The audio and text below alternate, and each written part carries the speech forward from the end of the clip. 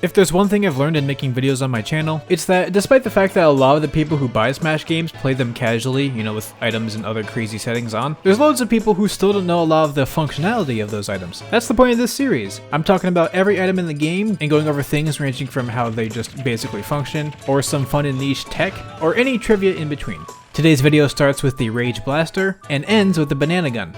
So let's just hop into it. The Rage Blaster is a gun whose projectile is stronger the more damage the user has. At 0% it deals pretty poor damage, but the cap is when you're at 100%, in which case its power is more respectable. It's not just the damage though, but also the range and size, going from around here at 0% rage, to around here at 50%, then all the way over here at 100%, basically across an entire normal stage's length. Now, there's still some interesting features about this item. For one, while the high rage shots are definitely just better, they also come out a little bit slower than the weaker shots do. This is paired with how you can't shoot another shot until the projectile you've already shot either disappears or collides with someone. So the low rage shots can be ultra fast if you're right next to someone, same with the strong shots, but if you miss a strong shot then you have to wait until the projectile goes all the way off screen before you can shoot again. And a really interesting feature of the item is how it changes its appearance to match your percent, going up in intervals of 10%. With its maw opening and having the gun protrude more, it starts spitting out red flames at 60% and reaches its last form at 100%. Now, these are increments of 10%, so there's no difference in appearance between 50% and 59%. This could mislead you into thinking the damage output works the same way, but no, that does scale properly and linearly. Oh, and yeah, as a fun little bonus thing, if you change your damage mid-shot, the blaster will also update mid-shot, at least mid-startup.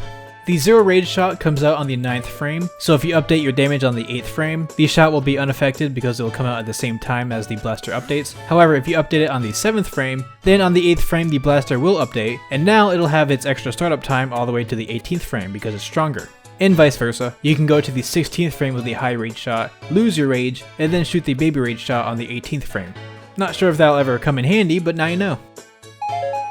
The Killing Edge's main gimmick is its glowing effect on the blade. Every few seconds the blade will glow for a little bit, and any attacks dealt while the blade is glowing will deal double the normal damage, with the tip being slightly stronger in general. It will not glow while it's not being held, or while it's being dropped. Though if you drop it or throw it after it's already started to glow, then it'll still act like it should, dealing twice as much damage, which for a thrown battering item ends up being really strong if timed properly. Also, a little tip, but the charge also makes a sound when it cycles in, so if you're in an animation that hides the weapon, you can kinda rely on that. Speaking of sound, for a fun piece of trivia, there are different sound effect types for smash attacks when they're charged. The most common type is the drum beat sound, though there's plenty of others like the sharpening sound for sword users, or the twittering sound for smaller characters. Heroes is the sharpening sound, plus a little sound effect derived from their respective game. Now normally when you use a smash attack with a battering item, it'll just mimic the charge sound of that character's normal forward smash. So sharpening for Marth, twittering for Ness, and for Hero, it's the sharpening sound just without the Dragon Quest sound effect to accompany. But when you're using the Killing Edge as Hero, your smash attack charge sound is now the more common drum beat sound. This isn't echoed by anyone else as far as I know, at least specifically for the Killing Edge, and Hero doesn't do this for any other battering item. Well, except for the Death Scythe, which has the same thing happen, I don't know why. Now, we're starting to stray away into general item information, but let me get lost in the sauce a bit here regarding these charge sound effects. There's 3 characters with a unique charge sound, being Wii Fit's Whistle, Bayonetta's Wicked Weave, and Game & Watch's Beep. When these characters use a forward smash with a battering item, they will default to what's called the swishing sound. This is the same sound as characters like Palutena. Though for Game & Watch, he'll actually just keep using his beep sound for everything because he's pretty cool like that. Now you might be wondering where I'm getting these names from, and I'll be real, I'm just getting it from the wiki. But something we can notice while looking here is that there's some characters that have a number around their sound effect name. Now I'm going to play the sounds for 2 characters, one with the normal swishing and one with, I guess, swishing to the first power, and we can see what we think.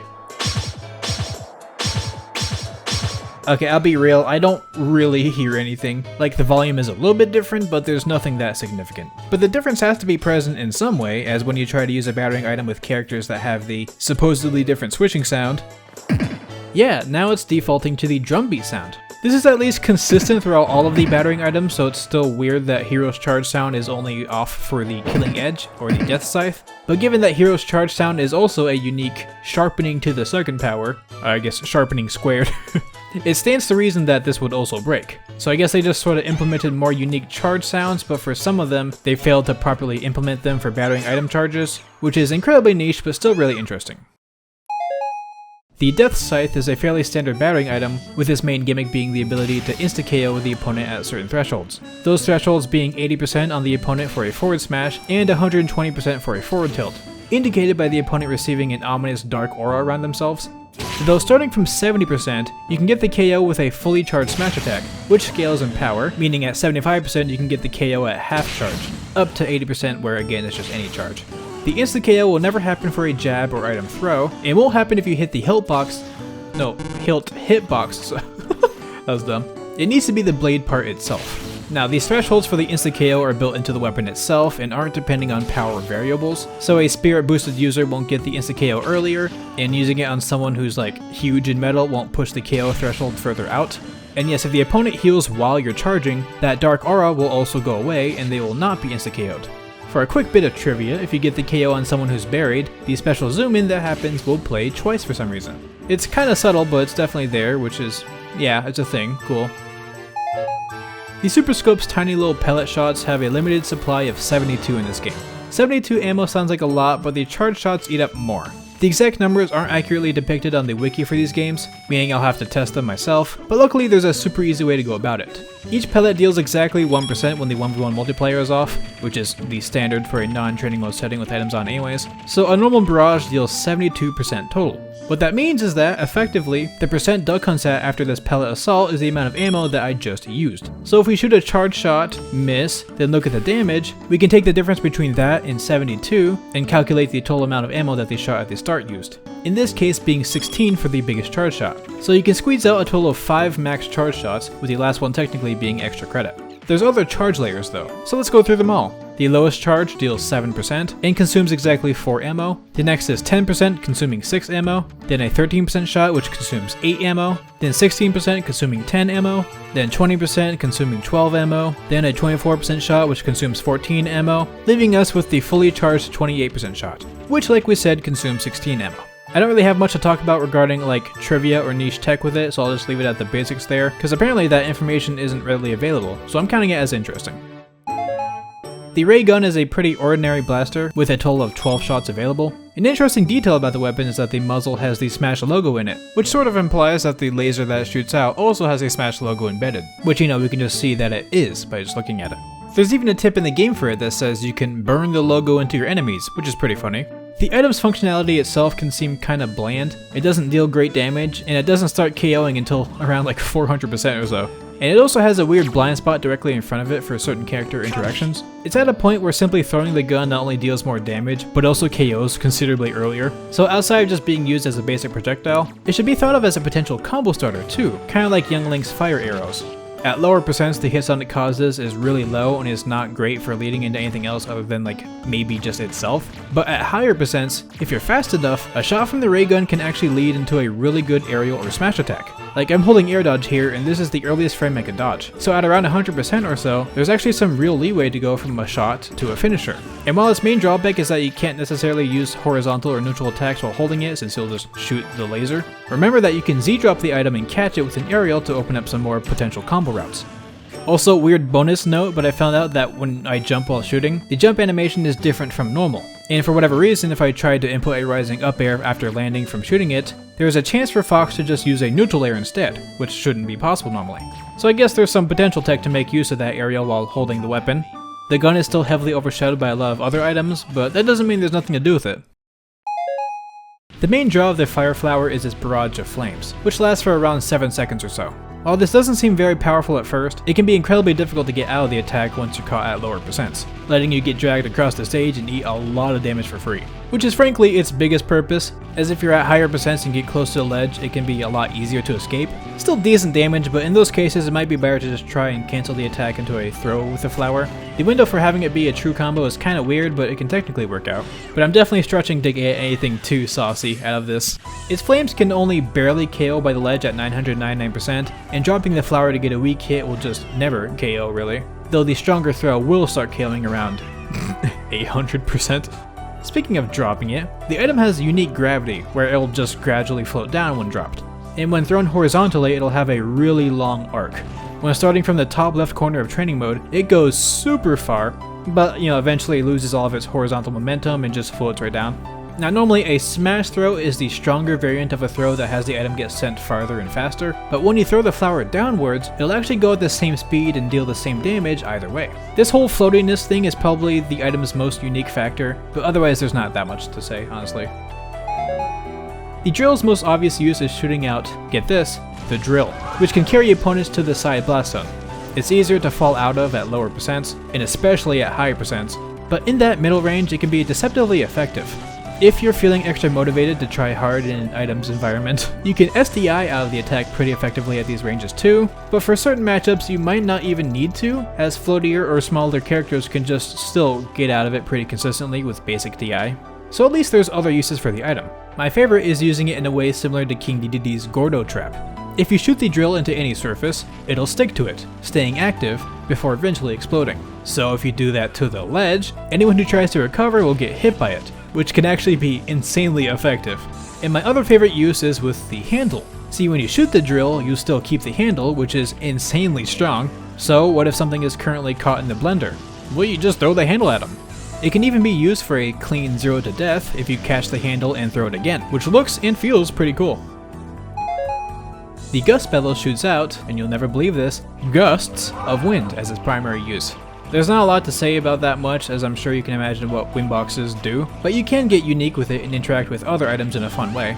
But let's just be real here, most people are just going to hold the button down and not let other people play the game. Though if you want exclusive PKBeat's patented item tech, normally when you tap the button to use the Gust Bellows, you're locked into shooting a few blasts before you're out of it again. However, this period can actually be cancelled with a dash of any kind, be it forward or backwards. This can really enhance your movement while using the weapon, which is something at least. Now I don't want to take away the spotlight from the Gust Bellows too much with this, but this can actually be used to honestly better effect for some other items. The Fire Flower is the best example I can think of. It doesn't work for all shooting items, really it's just anything that would normally lock you into a few separate shots when you just tap the A button, except for the Super Scope I guess, but still the idea is really helpful.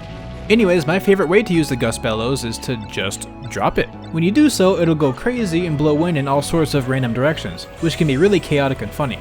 And yes, this is actually random. I tried a consistent setup of dropping the item, and the path and pattern it went in was never the same, which I at least appreciate more than its other use.